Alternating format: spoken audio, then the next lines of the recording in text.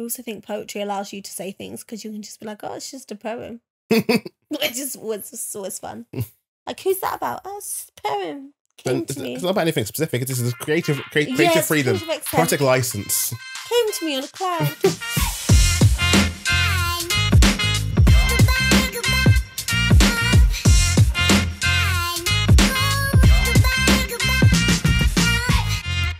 Hello and welcome to the Process Podcast. I will figure out an intro here, insert intro here. I can get to that as this podcast grows, but what I can definitely guarantee for you is that I am Tyrone Lewis and I've got a wonderful guest for you today. And today's guest is the one and only Antonia. Antonia, how are you doing? I'm hot.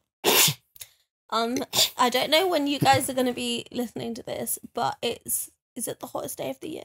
It's up there. It's definitely up there. It's and up. Tyrone has a very professional setup in his house, which includes like 2 massive studio lights. And so I'm like sweating quite profusely. But I think it's giving me a kind of glow. There you go. The glow is what it's worth it. Like, this will be a very wonderfully sweaty podcast, but also hopefully a fun podcast and all of that. It will be. Yes. The way I've been starting a lot of these podcasts is been trying to figure out how or where I met each individual that gets on this. Gosh. And I am honestly trying to think of... I have to feel that where I met you must have been a Boomerang Club or something at some point. Must have been. I feel like there was at least one poet we had in common that brought you to Boomerang Club. I'm leaving it at that. You can please, if you want to elaborate or not. Yeah. Yeah, it must have been an early Boomerang. Like, it must have. Or Forget What You Heard. Possibly. Something. But one of those. Either a Boomerang or a Forget What You Heard. Yeah. But we basically met on the open mic scene performing, and as with so many of these stories, go to a couple of nights together and then it's like, okay, cool, you're cool, let's be friends, and then friendship grows, etc. I mean, speak for yourself, I'm undecided about you. Wow. No, that's true. Like, AJ is just friends with my mum. I am an extra in like, this. No, I love you, you're my brother, you know that. But yeah, it must have been an early Forget What You Heard of Boomerang. That's so weird to think about. I mean, it's also that like the scene, like not that the scene is bad or anything now, but like, the scene was so different then, and it was such a different vibe, and like it's now got a different vibe. It's one again, it's the good and bad thing of it keeps changing and growing, which is good but weird. Yeah, it does. And there's definitely some nights I really miss, and obviously, like with anything at the moment, COVID it had an interesting impact on the scene, and I think there's loads of like really valuable conversations happening about like accessibility and stuff. But yeah, there's definitely some nights I really miss. Gosh, I'm just like you've got me thinking about that time now, and I'm like, I was like fresh out of uni. I was just like such a different version of who I am now. So. I mean, in the professional view of doing in the professional way of doing segues, that was not professionally handled, but in doing you're pro. But in doing segues and all that, and if we're getting you to think back, we can move on to my section called Timelines.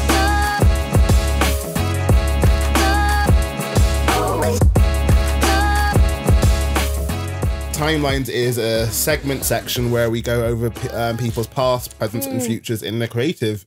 Oh, wow. Okay. So I guess for you and your past, like, and I don't, again, questions that I'm realizing the more and more I do this is the question that I actually don't ask people as much as I possibly should. But like, how did you get into poetry and start doing all of this? Whether it was, how did you get into writing, or even how did you get into performing, or how did it start for you? Such an interesting question. So, at uni, there was this spoken word night that happened. I lived in a like a student accommodation, but it was basically a castle. I mean, I say basically a castle. It was a castle. Which uni was it? Royal Holloway, University of London. Like, I assumed, but just for the podcast listeners, so they're all aware. The podcast, yeah. Which, interestingly, it was in the latest series of You. Oh. And they made out it was in London. Oh, yes. I think I saw some in the memes of how quickly you got to get from A to B, and all of the Royal Holloway group chats were popping off. That's all I can say. But no, and there was a night downstairs, and I just kind of stumbled on it. And I had this, like, very angry poem about sexism, I think, if I remember correctly. And then, yeah, a few people were like, oh, there's a really great scene in London. And I was like, oh, bet. And yeah, I think the people really got me into it. Spoken word poets are amazing.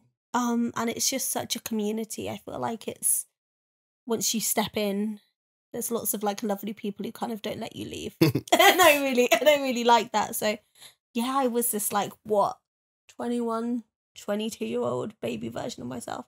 Say baby, I wasn't a baby, I was semi-grown, but like, you know what I mean? Like, it's just...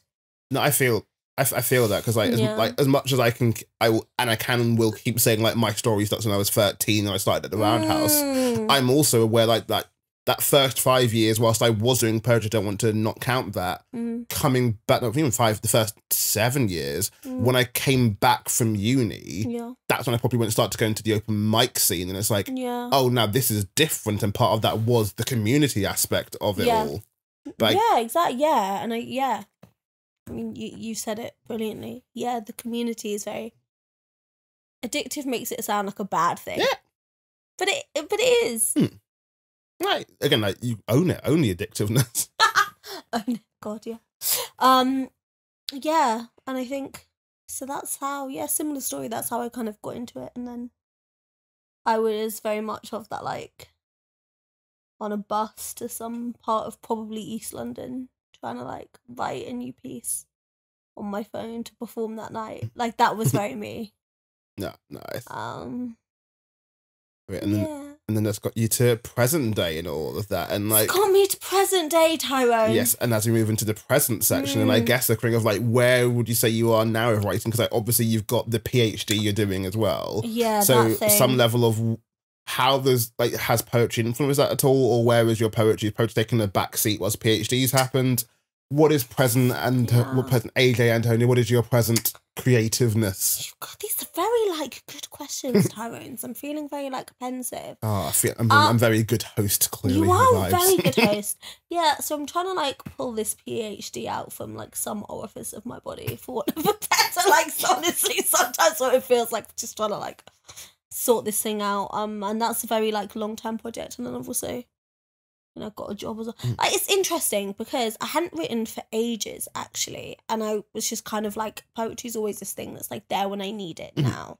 And I think for so much of my early career, like we were just talking about, I was like trying to generate poems so quickly. I think now like I'm really working with myself to be like, oh, okay, do I have something to say that needs to like be a poem and not a session with my therapist or a journal? And like if the answer is yes, I'll write it. But interestingly, I went to a poetry workshop hosted by one Rick Dove. Oh, nice. Yeah, for Metro Charity. They hosted a bunch of these amazing events, and one of them was a poetry workshop with Rick Dove. And I went and I was just like so inspired. And I wrote a poem. Like now what I'm finding is before early career, I guess, if we're kind of breaking up in that way, I was very like inspired by like anger, which is fine. Like it's it's a very inspiring emotion. It's where a lot of people come into the scene. They're like, I've got this thing I need to get off my chest. Here is a place that will let me get it off my chest. Perfect. 100%. And here's people that will like broadly agree with me as well. Great. And yeah. And now I'm like really inspired by joy, I think, and like happy moments. I find myself more wanting to turn these moments into poetry. So anyway, this workshop with Rick Dove, I ended up writing a poem about Beyonce's Renaissance tour because, I mean, of course, it was a very inspiring event. Like, of course I wrote a poem about that, what? And since then I've been like writing more. And it's kind of like an interesting time to be doing this podcast because it has kind of like reignited my thing, and I've been like, oh yeah, of course, like there you are. Like, when you don't wear like a top for ages and then you find it and you're like, oh my God, I love this top. And then you wear it everywhere. Of late, that's been my relationship with me and Spotify's AI DJ thing. Of like, okay, cool, you got the AI DJ, let's see how this goes, because it means I'm now not living in my old favourites playlist. And it's like, oh yeah, I did like this song, and oh crap, what you're going like, oh, well, you like this song, here's more of this artist. It's like, I never did click on more of them, and oh, you know what, this works, and actually this is a vibe that I can still do again, and yeah. Yeah, 100%, and it's been so nice to kind of like rediscover that love, and like, not necessarily put any pressure on myself about like where I'm gonna say these poems or anything, but to be writing again feels really nice. In terms of like how do I fit it in with my PhD, badly. Is fair. I think I think that's the answer to that question. Like badly. I don't. Yeah, I'm tired, Tyrone. I mean, understandably, and I mean, like for the present, and like, what is the PhD on for people that don't know, and like how is that going? It's really dangerous to ask a PhD student what their PhD is on. We will be here in 2 hours. I mean, podcasts. I mean, I part of me wants to go give me the elevator pitch, etc. Okay, the elevator pitch. I don't know why I'm flicking my hair for an elevator pitch. We got videos here. The video needs the elevator and all that. Okay. My PhD is on. Actually, I can do this quite quickly. Okay, hold up. Okay, my PhD is on the cultural and historical significance of the Fresh Prince of Bel-Air, because not enough academic attention is paid to the importance of Black popular culture in the 1990s and the impact it had on everything. That was quite a good elevator pitch. There you go. Okay, I'm quite proud of that. I'm going to use that in my annual review next week. I purposely have this podcast being just the protest podcast rather than the protest poetry podcast. In the thing of I like it being about creatives in general. Part of that so I can talk to more than just poets. Part of that's also that we can talk about creative things like with the PhD. Like, have you like what are like some of the key things you've learned or figured out whilst researching this? Like anything that's like surprised you of like crap, I had an idea in mind and this is now. Oh my gosh, such a good question. Yeah, like lots. I guess in terms of how popular culture comes to be on screen and what that journey is like, particularly when it is Black creatives, even if not Black writers, Black actors, Black talent. Like the journey to get that onto screen is monumental, and we couldn't look back and say like what an amazing show The Fresh Prince was. But I spoke to one of the actresses in it, and she was like, we didn't think it was being that well received actually, because we weren't getting put up for any mainstream awards. We were this like funny little cult show almost. And so that's been interesting because obviously me now, and I think a lot of us, we revere these kind of old classics. Like, don't know if you remember in lockdown there was a point where like all of the so many 90s classics came back on Netflix and everyone was like super happy, like Girlfriends, well, that's early noughties, but like, and Moe Show and like all of these classic shows, everyone was talking about them for a while, I think. And so that's been interesting to kind of take a behind the scenes look. Well, because like time wise that would have been, you almost forget that Fresh Prince was coming out roughly speaking the same time that Friends was out as well, and like the overlap of that. And it's like, yeah, it's that thing of like, whilst they are, as you kind of alluded to, whilst in our generation they are both seemingly culturally loved, Friends was globally the megastar thing. Fresh Prince almost felt was like £1 million an episode show, right? Whereas Fresh Prince felt like almost a cult thing to a degree, and like obviously a very different thing, but like it's that vibe of like, I'm a big Buffy the Vampire Slayer fan, and like it seems like everyone now is coming on to Buffy the Vampire Slayer, but at the time it wasn't big. And that's like interesting. It's interesting, like all the queers are obsessed with Buffy. Yeah. So I just assumed it was like... But like that's the thing of like, I think our communities are like very obsessed with this, and you kind of realize, oh yeah, our communities is the minority diverse community. Oh yes, and when you go to the, call it what it is, when you go to the big white communities, it's like, oh, this wasn't a major thing for you. Oh. Yeah. Okay. Yeah, I mean, obviously I'm married now, but when I was dating, people would be like, oh, Buffy, and I'd be like, you know. Yeah, so, yeah. I mean, it's exactly that, and it's interesting. I mean, hindsight is 2020, and also like it was. This is where I get very boring and historical. Do it. I suppose Bring it's it. not Bring boring. it. No, bring it. I suppose it's not boring, but it was a really interesting time in like LA as well, in terms of like things that were happening to the African American community in LA, which by no means are exclusive to like that time period, but were very much like sorry, I've got my supervisor's voice in my head being like, be intentional with language, Antonia. But like things were coming to a peak. There was a real moment in like the early 90s, and it was definitely an interesting show to come out when it did. And even though so many people behind the cameras, and by that I mean like, I wouldn't quite say all, but I would nearly say all of the people behind the cameras were like white Americans. It's interesting the issues they chose to tackle. I mean, the infamous one is like Jazz holding his hands up, right? And you think about when that aired. I mean, that was like months after the horrific Rodney King incident. That obviously like rightfully became a huge moment and a huge turning point. Well, maybe should have been more of a turning point, but yeah. Because there's also things like I don't want to say it's a minor thing, but like even with, I want to say it was season 1 when they had the whole when the car got pulled over. Oh yeah. And like that was just like out the gate a level of, no, this is the show we're doing. Yeah. Yeah, and it's been really interesting the more I've looked into it, like who was behind the camera and writers. I've kind of been like, oh, that's interesting. That's interesting. And also I found the reunion absolutely fascinating. And particularly the conversation between Janet Hubert and original Aunt Viv and Will. Yeah, I really want to talk to both of them. If by any chance this podcast reaches Will Smith, please get in contact. Please. I don't know how many favours I got to pull there. Like, yeah, pull a few. Like, there's like the closest favour will be that.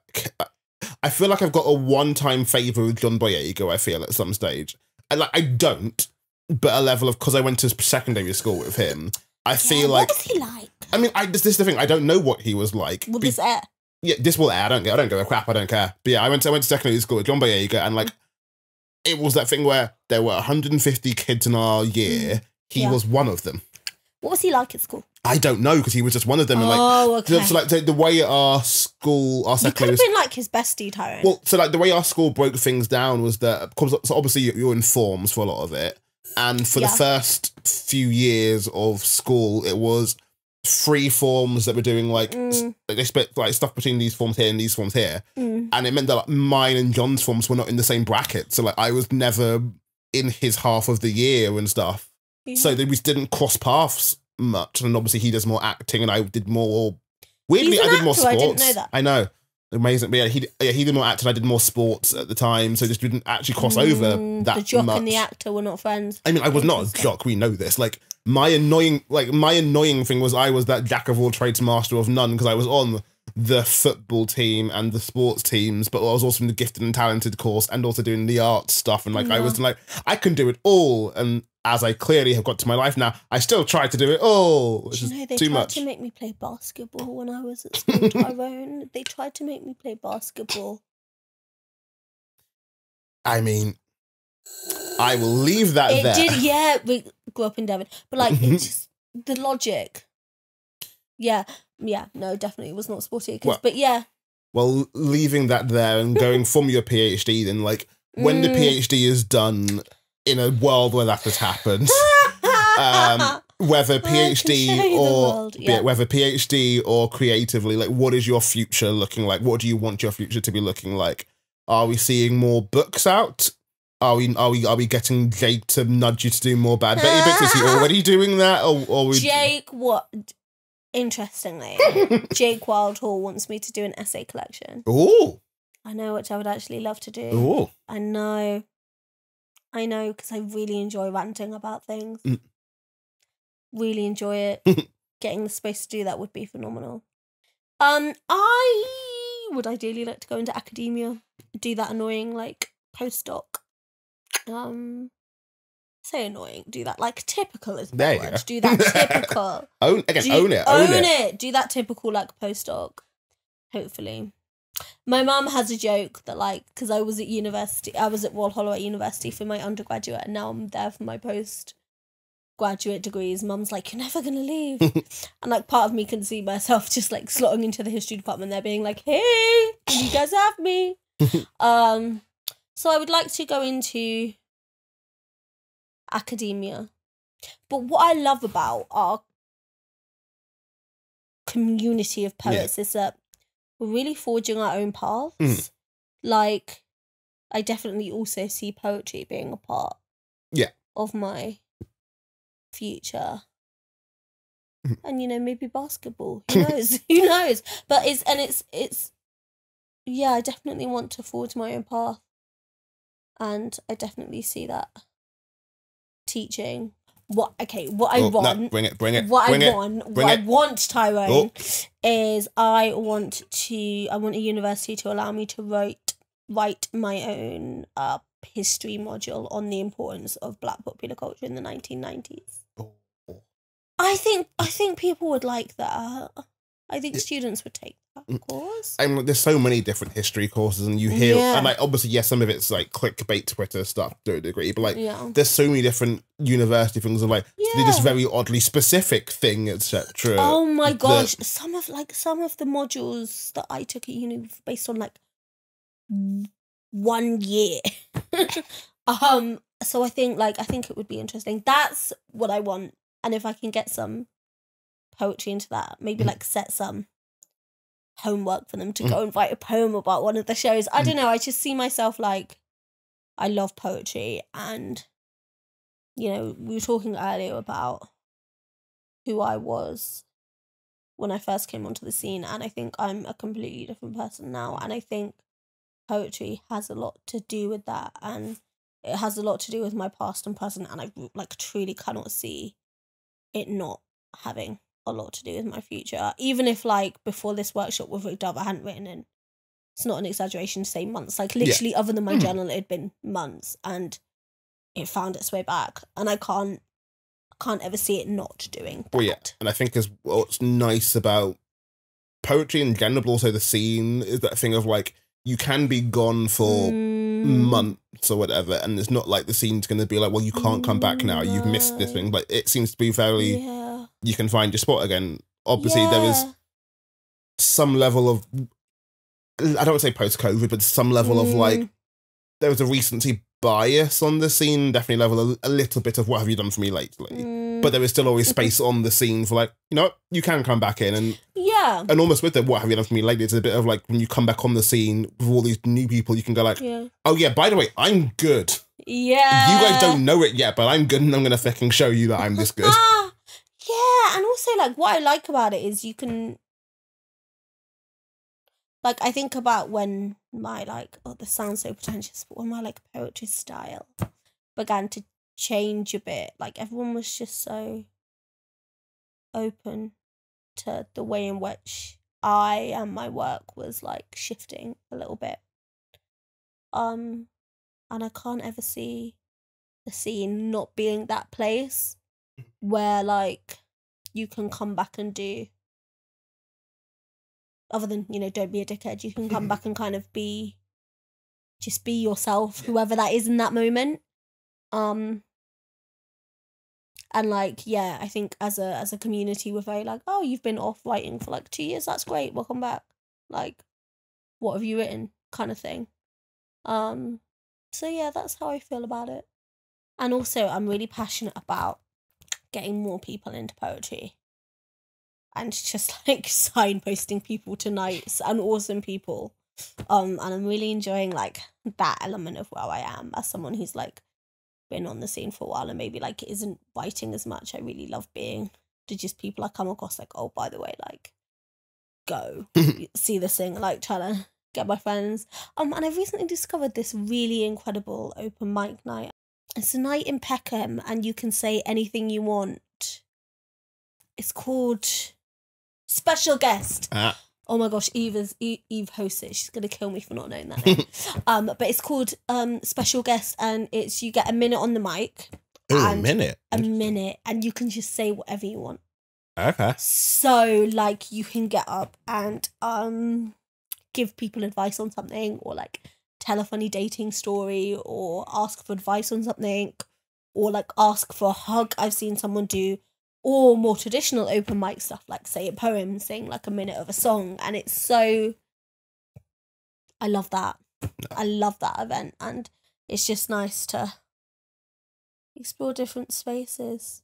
And also like, as someone who even if I don't stay in London forever, like as someone who loves the city, spoken word and poetry is such a good way of seeing London. It's such a, and I don't think we talk about this enough, but it's such like a lovely way of just being in London and seeing the city and finding these venues. And... It was my vibe of like when I got back from uni, that was my like, that gave me my social life when I was here. And it's like, I was never a big club person, anything, but that gave me my nights out. Oh my gosh, yeah, no, clubs are awful. I went on one on my hen do, and I actually ended up having a really good time because of the people. But almost in spite of it being a club, like it wasn't. In spite of it being a club, yeah. And like in spite, I was like, oh, this is actually really nice. But like most times I go clubbing, I'm just like, oh, where are the seats? Where are like, where's the seats? Where's the like PJ holding a nice glass of wine like this and iconic shots. But hang on, I'm trying to do it. Before we get too far into these weeds, thank you for the timeline section. We're now going to move on to a fun another section called Let's Talk About.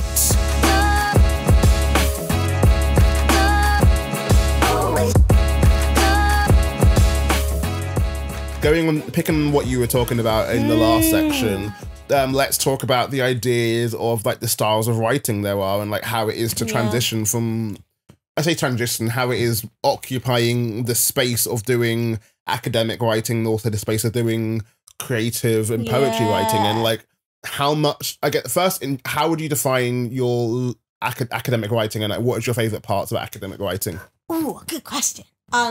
My favourite parts of academic writing is the confidence you have to display. And I think like that's something that is very different from the poetic styles, which is just kind of like there with you through all of the emotions and all of the feelings. Academic writing does require an element of certainty, and it requires you to say, this is what I'm gonna do. This is what I'm doing. And then you have to conclude it by being like, this is how I've done this amazingly.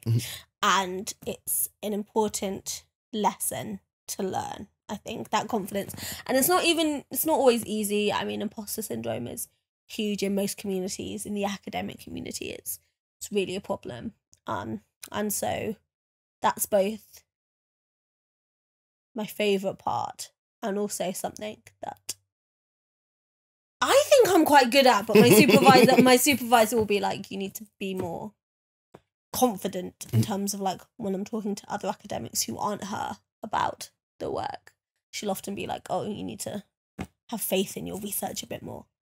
But how is it for you then, like just kind of almost switching between, I say switching, but like having your fit in the more creative side of it and then also the academic, like how is it switching between the two? Is it an easy flip of the switch sometimes, or is it hard to get out of? Oh no, it's really hard. It's like it's really hard, and I think it requires me to be in two different mindsets. The closest, I guess the easiest way for me to describe it for you would be like, if academic writing is work, like work I enjoy, but it feels like it's that part of my brain. It feels like it's the very analytical, very like job to do. Poetry just feels very free. And I think it's just about probably doing what a lot of poets do to get yourself in that space of freedom and inspiration as well.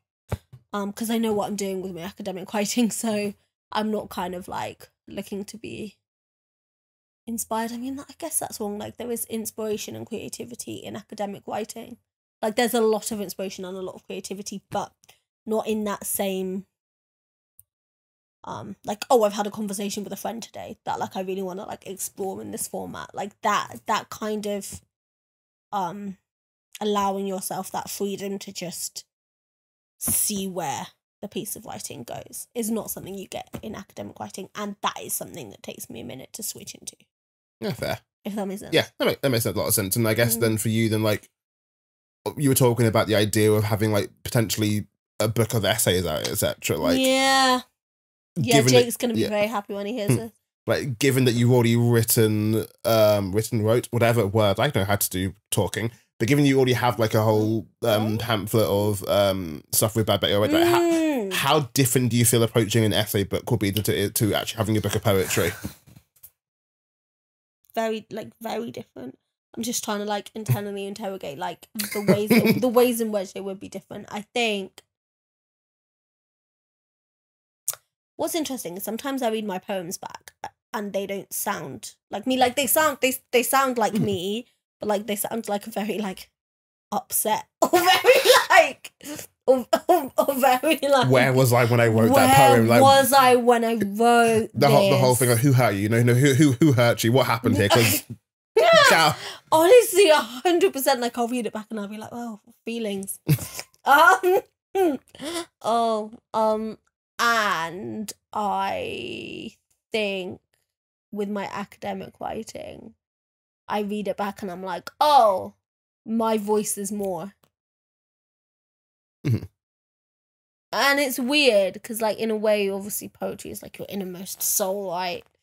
But in a way, my academic writing just sounds more like me because I like an argument, and I think when I write poems, I'm very like in the space of the poem I'm at, right? So if I write a poem about a conversation with my friend, then typically like I read it back and I'm like, oh, there's who I am in that friendship with that person, right? Like that sound, the poem sounds like that conversation. Or it sounds like that heartbreak, or it sounds like my relationship with my mum. Like, do you know what I mean? It sounds I hope it's making sense. Like it sounds like that. Whereas my academic writing there's less layers to it. It's more just like, this is what I think. That's it. This is what I think it. Here's why you should think it too. Well, like with all this stuff, kind of like, has it ever like, I obviously not gone to all of the written all the essays yet, but like, does it feel like you can write more? Does essays allow you to write things you couldn't write in poetry? Ooh, I like that question. In a sense of like, there's less ambiguity, yes. But then I also think poetry allows you to say things because you can just be like, oh, it's just a poem. Which is always fun. Like, who's that about? Oh, it's just a poem. Came to me. It's not about anything specific. This is creative freedom. Poetic license. Came to me on a cloud. So I think definitely in terms of using my voice in a more direct, certain, unabashed, if you like, confident way, yes, I think it would. What's interesting, typically with academic writing, you don't use I. Yeah. So it's all like, this essay will, this dissertation will, which has always seemed a bit funny to me because the amount of work you put into writing that, and then all of a sudden, like, you're supposed to take yourself out of the work. I'm like, no, I did this. This dissertation didn't do anything. I will tell you what I found out. This dissertation didn't do anything. The dissertation wouldn't exist if it wasn't for me. And now all of a sudden you want to give the dissertation all the credit. The dissertation has not done shit. Anyway, that's a whole other thing. So no, you're fair. You're fine. No, honestly. This is what this is for. Go for it. Let's talk about it. Vent your shit. Because it makes no sense. Like, the dissertation isn't a sentient being. Like, it didn't spring forth. Hours of work. I did this. Anyway, it's an issue for me and my supervisor, I guess. So if I wrote a book of essays, I think I would do certain things that, like, the constraints of formal academic writing don't really allow you to do. Like, use I. Yeah.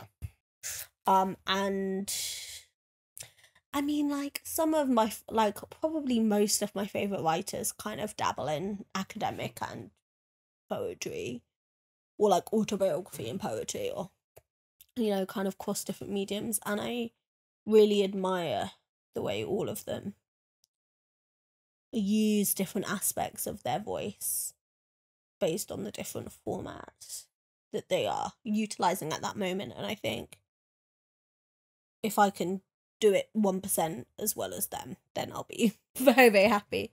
And I think I'm really passionate about academic writing actually being a thing of beauty and being a thing of, like, being something that everyone should have access to and is not yeah, that everyone should have access to, and it should be accessible for everyone, and should be demystified almost from kind of, yeah. Well, like with the academic writing, and like where, and like especially with it being a thing of beauty, then like so slightly tangentially, but like when I was in Scotland, Demi Anta was one of the features with us doing the Loud show, and for her set, one of her poems. One of her let's say poems, one of her performances was an extract from an essay she was writing. I love that. And it was a whole essay on like the whole, and the main theme of what she was that one was about was like it was grapes and a lot of that stuff, which was a whole vibe. Wow. But like point being, a level of it was using an extract of an essay, and like I think to a lot of people, audience wise, they hear extract of an essay at a performance, their mind does not go, oh, I want to hear that. The mind goes like, oh, that's a choice. Okay. So like so like especially with the idea of putting out a book of essays or potentially Wales essays, you're like, where do you see the audience for essays? Where can the audience for essays be? And I love these questions. Where can the audience? So I think if I was to write a book of essays, it would be about popular culture and interrogating it a bit further, kind of beyond the surface level. And I guess I would hope that the audience for it would be anyone who's kind of like watched a show and laughed and then be like, oh wait, but they made some points. Or like anyone, like, I guess I want, popular culture is so important, right? And it's such a huge part of how we move through the world and how we communicate and how we learn ourselves and learn other people and learn maybe communities that we aren't a part of. And it's such an important thing. And I think history as a subject, discipline, whatever, hasn't typically given popular culture the respect it deserves, and has like favoured more like traditional source materials, which obviously like if you go to museums and look at letters, like, that's important. And like even with that as well, as someone who does a lot of pop culture references in their poetry, like it seems a lot of people don't think that, oh wait, you can use pop culture in poetry.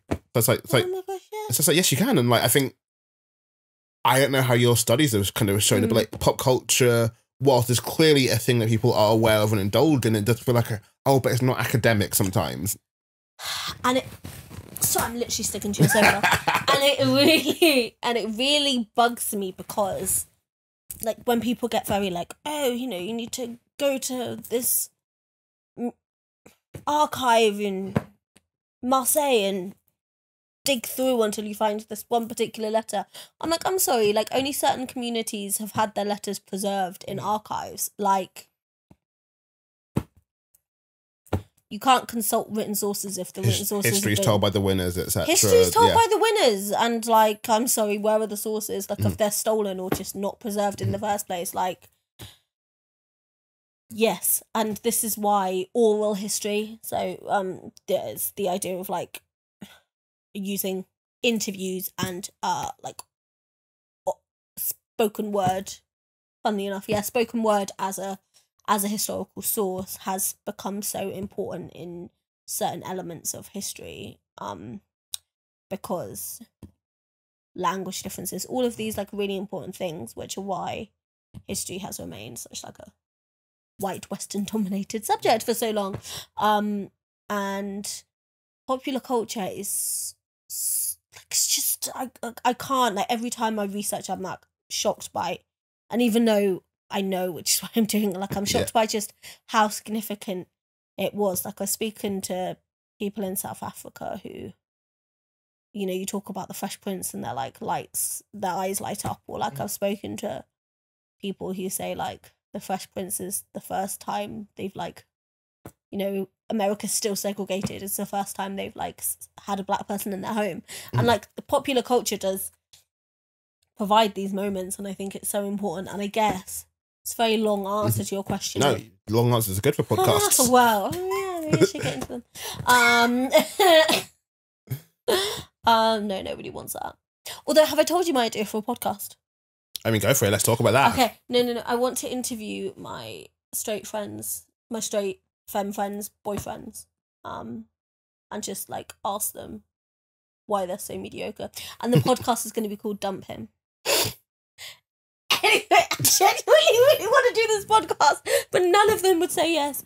Anyway, yeah, and I guess to answer your question, I would hope the audience would be like anyone who's interested in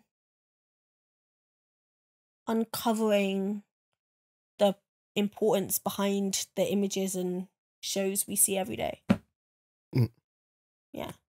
In the like, so like, okay, you already touched on it, but nevertheless, just to ask you this as a direct question. I know this might be repeating ourselves a little bit, but like, as a specific thing, then why is pop culture so important to you that you chose to do a PhD essentially on it? Oh, wow. No, actually, I don't think we have discussed this. Because it is integral to how I and so many others live our lives, and because it has not been given the respect it deserves, particularly Black popular culture. And I think, don't know why I did that. That's very lectury, actually. Hey, we're talking academia as well, so it's lectury. Yeah, I just need a tweed jacket and a pipe. Elbow pads. Yeah. Oh my gosh, I can't wait till I enter that era. I will do it. I will. And I think that's why, just because it's so important, and because of particularly, I mean, I'm coming at it from an African American perspective, but there's parallels in all different kind of marginalized communities, particularly because popular culture has been one way in which marginalized people have been able to find a voice through humor and laughter and popularity, and yeah, that's why. Like from the outside, not saying I'm looking at, like from the outside looking into some degree, I've always found pop culture interesting the more I look at it from a some level of business sense, some level of representation sense, in as much as for all of the movements we have, whether it's the for the Oscars, or like Oscars So White, etc., and how much you look at the movie business and how that is very white male dominated. TV shows, and I know pop culture comes with everybody. Like you can look at things like TV shows, and obviously you mentioned things like Fresh Prince, etc. Like the fact of we have had, whilst not an overwhelming amount, we've had a decent number of Black-led shows, a decent number of Asian-led shows, women-led shows, etc. And like, it's an amusing thing that diversity can find its space in TV, and part of that almost feels like there's so many TV shows, they have to do everything. Yeah. But the fact that like we have that space in TV, but then when it's movies, partly because movies are more money, etc. It's never like, okay, but you don't get that, you get here. Yeah, that's interesting to see it that way. And I was talking to an actor a little while ago now who was speaking about the impact like streaming has had on that as well. And just with the sheer amount of content you can really and I think it's nice to see like creators and writers get more freedom, if you like. I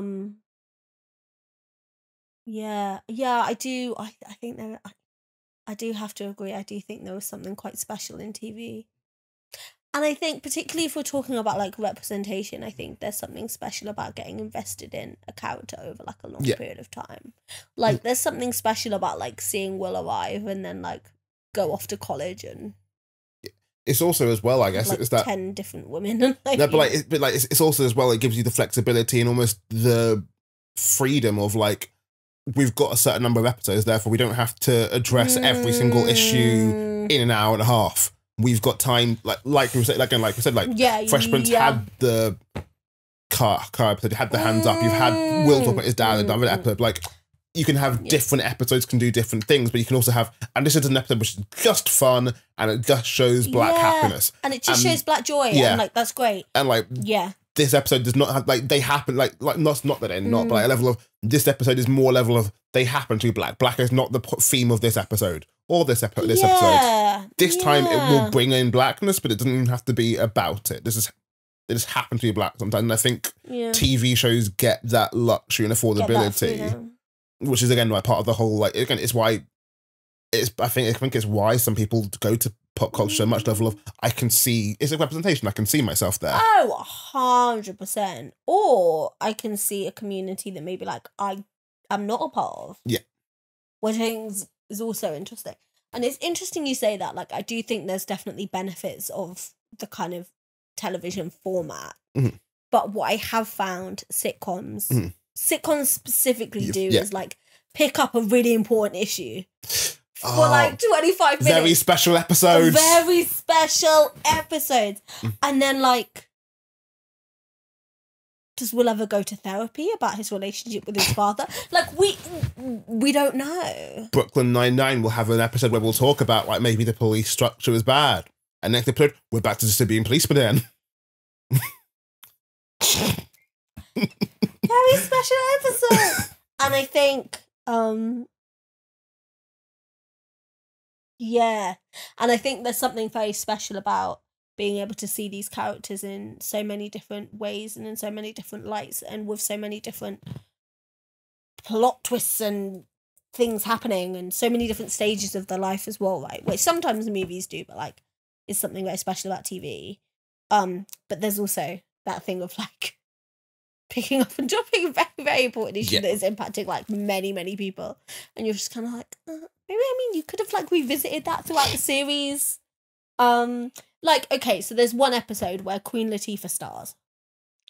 Oh, I love Queen Latifah on Fresh Prince. I know. Okay, so yeah. Even even like Tyra on Fresh Prince. Oh yeah. And I mean, so Queen Latifah is actually in 2 different episodes. There's 2 different characters because you know, sure. TV. TV. But there's one episode where she is dating Will and he is really shallow about her body type and ends up like going to their school dance or whatever with a cheerleader. And like realizes he's been shallow and then doesn't really end up with Queen Latifah's character. I nearly said spoiler alert for like spoiler alert for a 1990s episode of Fresh Prince, because you have tuned into the Process podcast going, I've never seen an episode of Fresh Prince. You've heard us talk about Fresh Prince variously throughout the whole thing, and now you've gone, you know what? No, I don't want to. So now I want to watch the series from the start. Don't spoil anything for me. Gosh, you know, one of my friends is so on it with spoiler alerts, and so is my wife. So I'm just like permanently like, spoiler alert, they breathe in the next scene. Anyway. I mean, like, if they don't breathe in the next scene, that's actually a spoiler alert. No, I'm rewatching Grey's Anatomy with my wife Olivia at the moment, and like I'm finding it so hard not to spoil things because so Mark Sloan, McSteamy has just arrived, and like I love that whole series of Grey's Anatomy, and she just keeps looking at me every time I make a noise like don't spoil anything. Anyway, so Queen Latifah comes in, she's beautiful, she's fabulous, and Will ends up with cheerleader. Yes. Well, for a bit, yeah, and it's interesting because.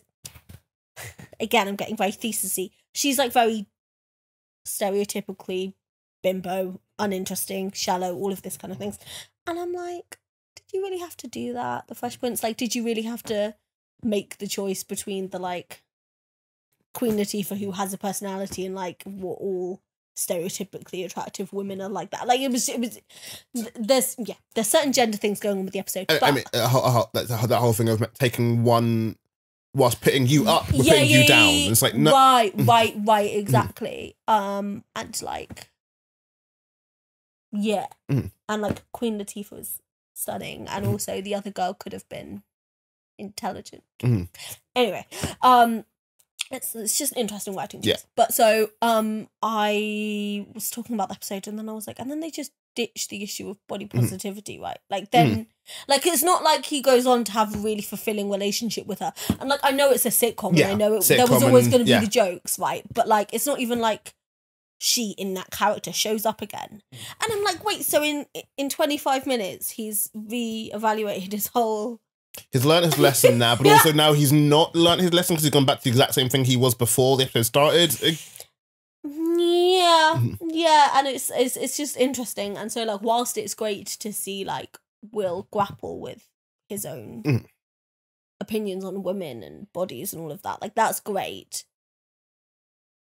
And it's great to see him, like, with all of these different kind of issues over the show, but, like, also, like, there's some stuff I really wish they'd come back to. Well, but then it's a sitcom, isn't it? Like, you can't expect everything from... Well, it's why I will look forward to the book of essays that Jake will publish. He's going to be so happy when he hears this. He's literally, he introduced me on stage for our last ever Boomerang. And he was like, and he was on it, me and Joel, I think, about... I mean, he does that. He does It's that. how he uses his platform. It's how he uses his platform. Yeah. Yeah, I definitely think...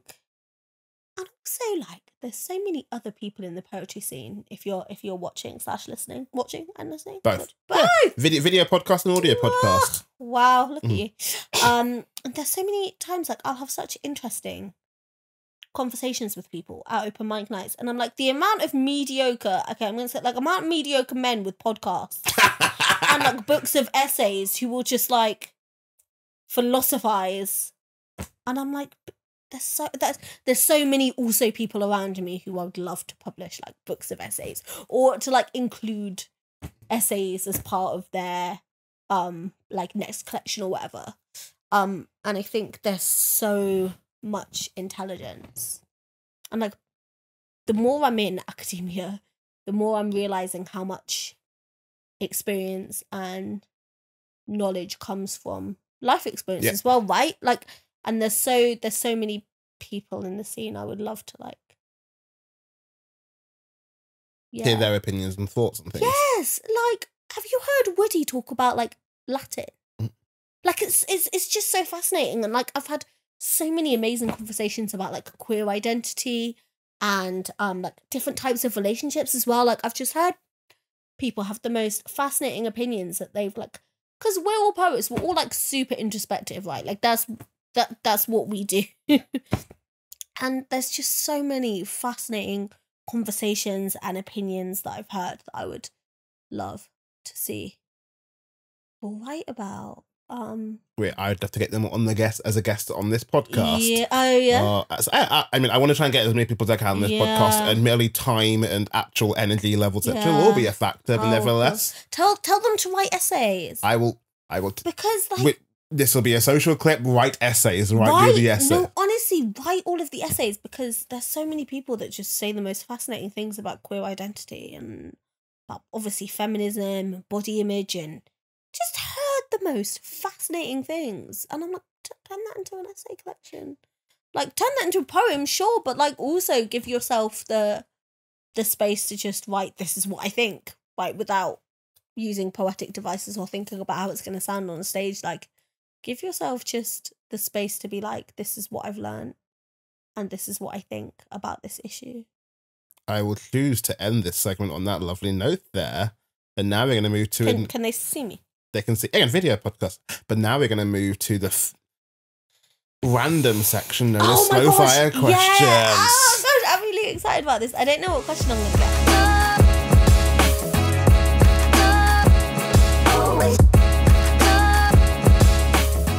As people that have hopefully watched our content, I hate using content as a phrase, but nevertheless, as people who've watched our videos. Embrace it. Embracing the content. People who've watched our content before. Hashtag content creator time. Oh, God, don't. But as people who've watched our content before are hopefully aware, or we often run a series called Quickfire Questions. Yeah.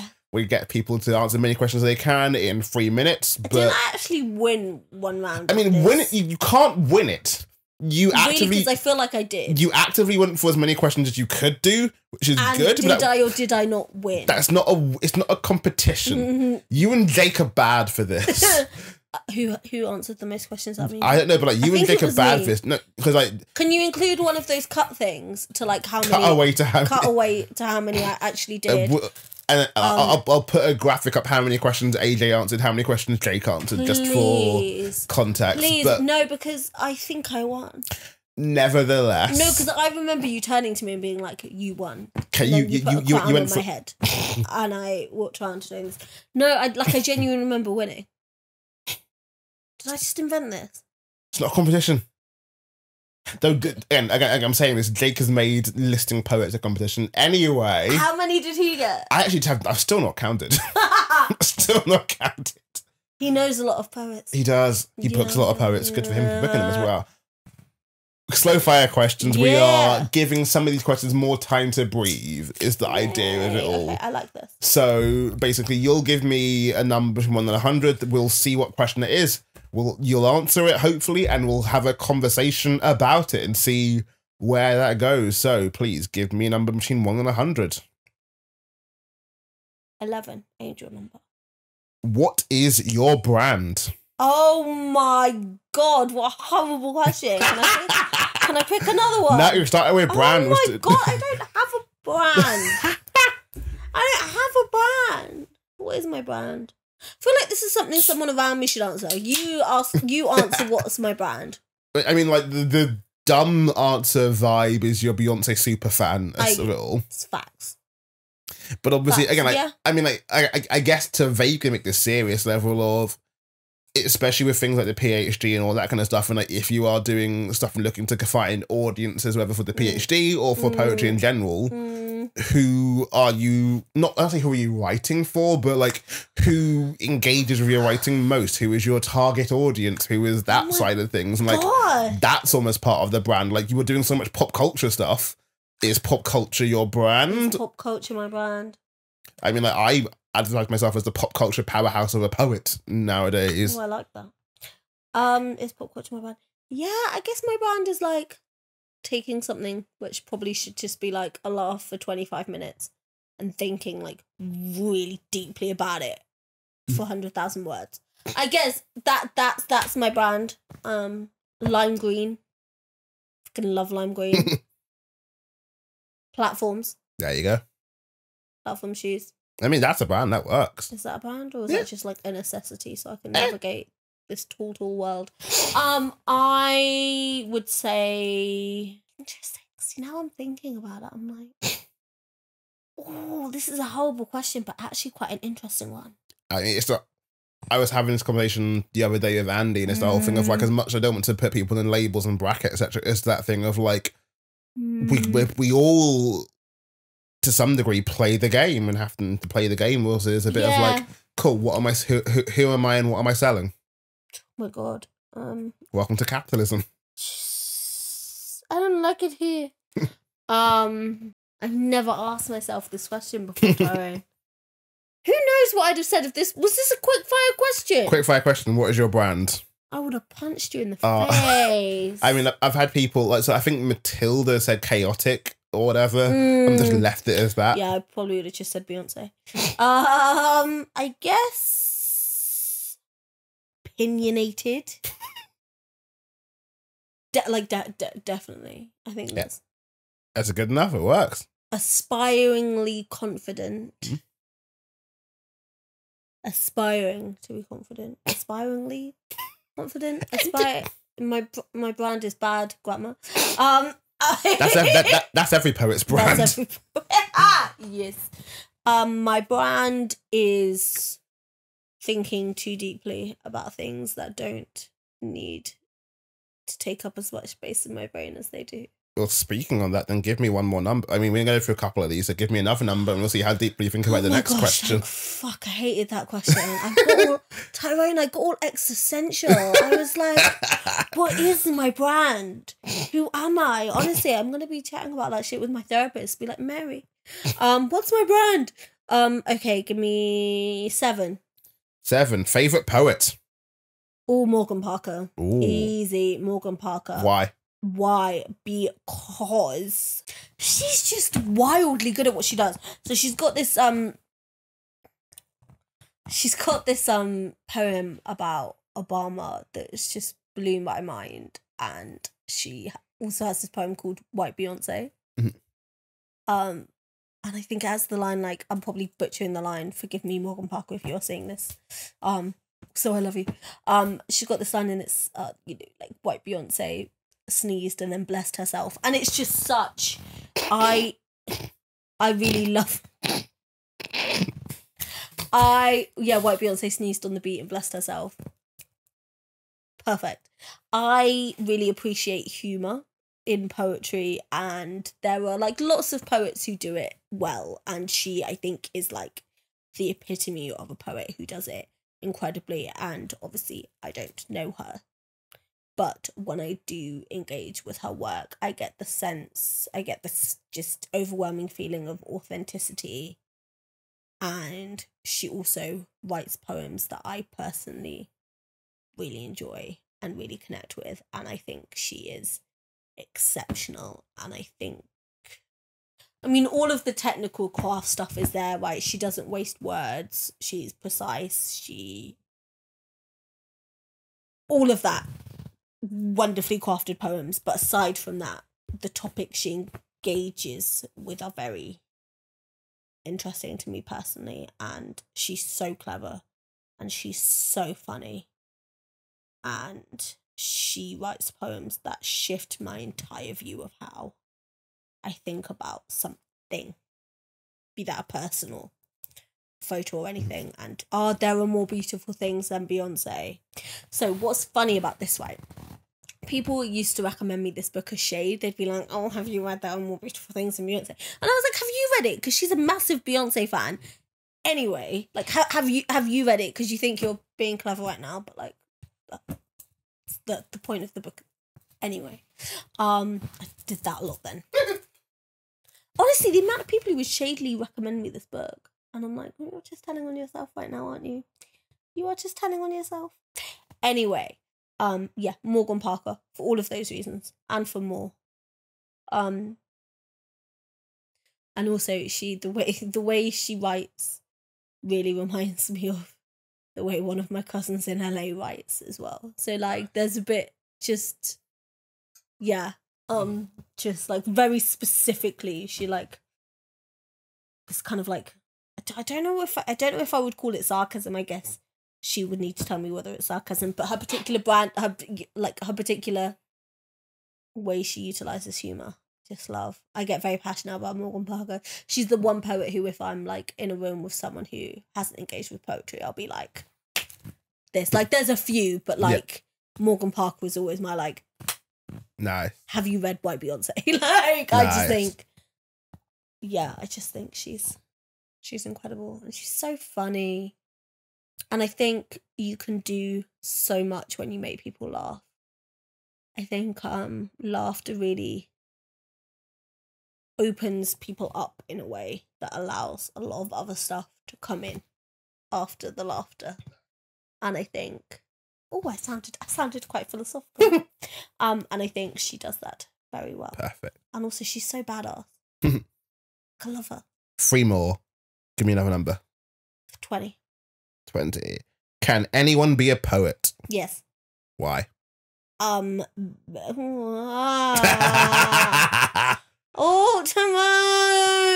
Again, it's slow fire question. I had to ask a follow up on it. Can anyone be a poet? Yes, because I think poetry is just about taking your unique perspective or your unique thought and turning it into something that maybe fits a certain format and making it work in that format. And I think anyone can do that. Don't necessarily think everyone wants to do it, which is totally fair. But I think anyone can be a poet. Yeah. I think anyone possesses the skill to turn their words or thoughts or perspective into a poem. And I think everyone has a unique perspective on something. Everyone has a unique perspective. Everyone has a story to tell. And that thing of like, yeah, absolutely. Can anyone be a poet? Yes. Can they all be good? Probably not. But I mean, yeah. And also, like, there are so many different types of poets, right? My 6-year-old nephew chatted about Lego to me a little while ago. And it was very poetic. Like, loves his Lego. I was like, this is great. There's a lot of beauty and thought and clarity in what you're saying. Like, yeah, anyone can be a poet. Absolutely. Perfect. Another number between 1 and 100. Last 2. 90. 90. Okay. Favorite cartoon character? Oh my god, I don't watch cartoons. I don't watch cartoons. That So- might be a shit one. She'll have another number. Wait, so you're a pop culture person, but you don't do I cartoons? don't watch cartoons. Lisa Simpson, I guess. Honestly, Lisa Simpson, because I think, from what I remember. Also, I have very nostalgic memories of watching The Simpsons with my brother because he's 9 years older than me and like a rugby dude. So there was very like not much we agreed on in terms of like what's on screen, but The Simpsons was one thing we did agree on, and I really like how pretentiously political she is and the high aspirations she has for herself. And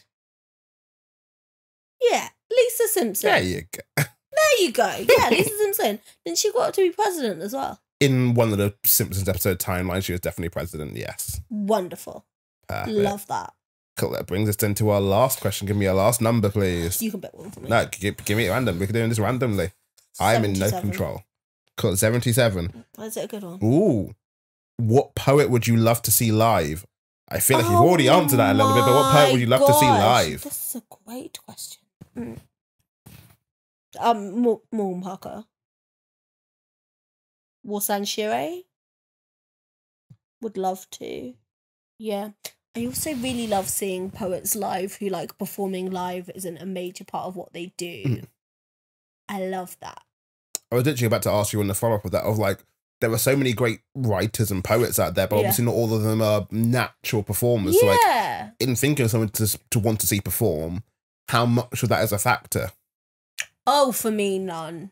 I'm like, I love that. I actually think there's something really quiet about, something really lovely about seeing like maybe a quieter, non-performance focused poet performing their work.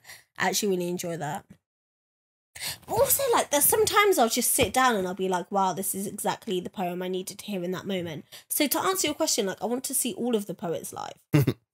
Robin Lamble, recently, I was doing a show with them and they did this poem about Cinderella. That just... And I won't say too much in case any of your lovely viewers or listeners actually like get the chance to see Robin perform this poem, which I would highly recommend. But like, she's made me think about Cinderella in a completely different way. So to answer your question, what poet do I want to see live? I want to see all of the poets that I want to see all of the poets perform all of the poems and perform poems I don't even know exist, and poets I don't even know exist. Like, I want to see all of them. Well, my wonderful segue here, which I need to do. And this is also for Future Tyrone's issue and problem. Hi, of Future like, Tyrone. Like, Future Tyrone, you have to figure out when this podcast is going out because you're going to promote the fact that Robin Lamble's featuring at Process on the 25th of July. So that'll be Oh my god, honestly, Robin Lamble is so incredible. And talking about academia meeting poetry, actually, Robin is a phenomenal example of how to turn an interest and an impression and something they are incredibly intelligent in terms of like the world of science and turn it into the most stunning poetry. So for those of you listening to this podcast, either come down to Process on the 25th of July. I hope you came and had a great time. Exactly. I hope you enjoyed it, and there'll be videos of it soon out on the channel because that's how we roll. See? There, Future Tyrone, when you're editing this, you can put down in the graphics either link to Robin stuff that we've filmed or a link to Process and come and see that. We can future problems, but Robin is definitely someone I want to see perform live again. I'd love to see them perform again soon because that poem is still in my head. They do a lot of things to poetry, which is really like so innovative. Like not to like, I mean, obviously, like, this is almost weirdly going back to the brand thing of like, I feel like they know, and a part of the brand question, as much as like half my quickfire questions are half stupid, half of the seriousness of that whole brand thing is the level of like, some people seem to know themselves and know how to work with themselves. And like, I think Robin almost doubles down on that. Like the fact that Robin is clearly, whilst his appearance-wise does not overtly come across as it, is a massive hip-hop head. Yeah. And respects hip-hop so much that he can do, that they can do lots of parodies of hip-hop to really good levels. And the thing of like, the level of parody that he is, that they are doing shows a respect to the source material. And the thing of like, no, you know your freaking hip-hop and you can do that well, and then bring in the science to it. And like, in terms of like your question about what poets do I want to see